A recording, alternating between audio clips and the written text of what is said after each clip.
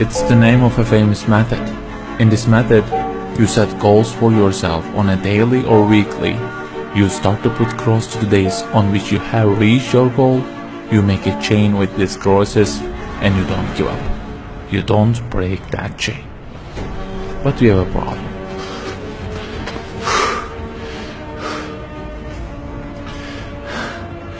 Personal development specialists say that we should have goals. You know, they say like, don't sleep more than 6 hours, learn a language, finish a book every week, don't stop, always run, don't give up on your dream, don't break the chain. Okay, I don't object to them. I also have a table and put crosses on it every day and go after many goals, no problem. But you know what? They don't talk about the most important part of it.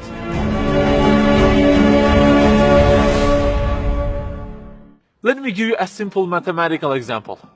Try to imagine that you are adding numbers, and imagine that the numbers you have added up to this year is, for example, 35 in total, and you start from this year. For example, you will add 4 in this year, and then add 8 in next year, and it goes on. And there is an unknown time which counts down, and when it ends, you can't add any other number. Okay, you start the addition. Plus 4, plus 8, plus 7, plus 3. You add ambitiously, you keep adding and adding. Plus 6, plus 5, and okay, they say time is over. Then you realize that you have added the numbers into a giant parenthesis, and there is a zero multiplication at the end of it. It wipes out all the numbers you have added all those years, and the result becomes 0. Of course, you are disappointed. All your efforts have been wiped out by the 0. A regret arises inside of you. You say, I wish I had seen the whole picture at the beginning and realized that 0 and changed it with 1 before I started the addition. I think you got the point. Okay, guys, you may have goals for this year and afterwards. Learning a language, finishing a book every week, increasing your monthly income to $15,000, not sleeping more than 6 hours, etc. But for what? For what do we set goals exactly? Why don't we break the chain? If it is just for a more comfortable or a more respectable life, remember that all this will already be 0 with that. The death will wipe out all of them. The person who knows English will be equal with the one who doesn't know. The one who earns more will be equal with the one who earns less. The one who can reach his goals will be equal with the one who can't. So, if at the end of it, the death will 0 everything, so what is the meaning of adding more numbers with an ambition? It just increases the degree of the disappointment that you will feel. So the logical thing is seeing the whole picture at the beginning. In this life journey, which will end in an unknown time, my first job must be to prevent death from being 0. Well, can I really prevent death from being 0? I mean, since everything will leave my hands and will be lost, is there any other way that would transform them into something eternal? I mean, isn't there any kind of stamp for eternity that would impress all of the things that I possess and say, look, there is a seal on them and you can't wipe them out, okay? They will remain forever. The only one to say such a thing is the owner of the everything. And he says, كُلُّ شَيْءٍ هَالِكٌ.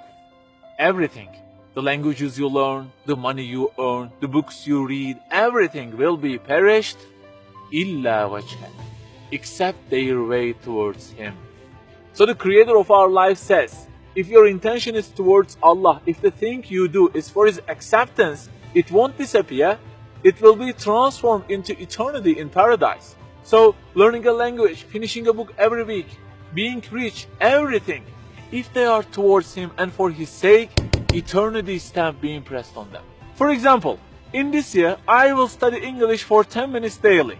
For what? Because serving Islam in the field of English is so important, and I want to gain acceptance of my Lord with it. That 0 has turned into 1. This year, I will finish a book every week. Why? Because this is the way of being a more sophisticated person and serving Islam better, and Allah who is eternal will be pleased with it. Good news, that 0 has turned into 1 because now His acceptance is your intention. I aim increasing the income of my company to $150,000. For what? Because I will spend that money on spreading the message of the Quran to the whole world and the publications that would please Him. you have exterminated the zero, because now your goal is towards him. We add and add like this through our lives, and they don't end with death. People who seek Allah's sake in their actions kill their death. Death cannot zero their additions. If the thing we do is for his acceptance, it is not mortal. You may say, I don't really love him that much, and maybe I don't really believe in him that much either. So how can I do everything for his sake? I don't even know who he is. My brother or sister, that's the problem. You don't even know who he is. And actually, it is our first job in this life, recognizing him. That's the first step. The more you recognize him, the more you love him. And the more you love him, the more you seek his sake in your actions. So learn about him. Who made you? What does he want? Why does he give you such a billion things in each day? Read, find out. Turning the zero into one is a lifelong process. Start at the point that you are missing and try to fix it. Like the specialists say, don't break the chain, but keep the chain to gain his acceptance. Run, but run to be eternal. An unknown time counts down, and before starting to add the numbers, the first thing you have to do is to remove that zero. Otherwise, everything you added will be wiped out.